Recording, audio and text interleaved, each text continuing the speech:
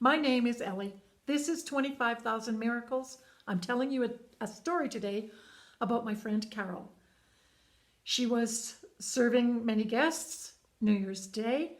They were eating and she heard a voice, and the voice said to her, pack up the food, put it in the car. Carol starts packing up the food. Her mom says, Carol, what are you doing? Guests are still eating. Carol says, I can't explain, but I have to take this food somewhere.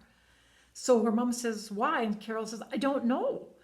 Her husband says, Carol, don't put that food in the car. Put it in the truck. The car's heater is not working and there's low on gas. Carol says, no thanks, I have to use the car. So everybody's asking, where are you going? And Carol says, I don't know. God will tell me when I get there.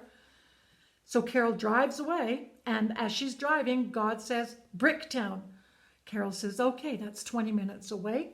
So off they go. Carol reminds, we're low in gas. Should we get some? God doesn't say anything. Carol keeps driving. God says, here's the exit, turn here, and he keeps giving her instructions. Then we get on a street, and he says, go slowly now. 4 houses up, pull over on the right. And when you go to the house, he said, knock loudly. Carol says, the house is all dark. God says, go and knock again and again and knock loudly. So Carol gets out and there's no answer. She knocks and knocks. She comes back. She goes back again, and she says, I walked all around the house, she says, and I looked in windows. I can't see anybody. She doesn't know what to do. She just sits there and she says, I don't know what to do. Tell me what to do. Oh, then she sees a light, very dull light, dim, upstairs window. Somebody is there. She says, I better go back. God says, this time, don't stop knocking. Knock again and again and again. Don't stop. Keep knocking. She gets out and she rushes and she does exactly what she's told, and suddenly the door opens. There's a lady standing there in a house coat. She looks very confused, and Carol says, I'm sorry. She says, I don't mean to disturb you, but I'm supposed to bring food to somebody. I don't know if I'm at the right house. And the lady starts to cry. Carol says, I'm so sorry. Maybe you know these people.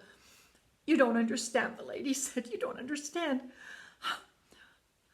I was praying and asking God for help. And she says, I have a new baby here, and we have no food. We have no heat.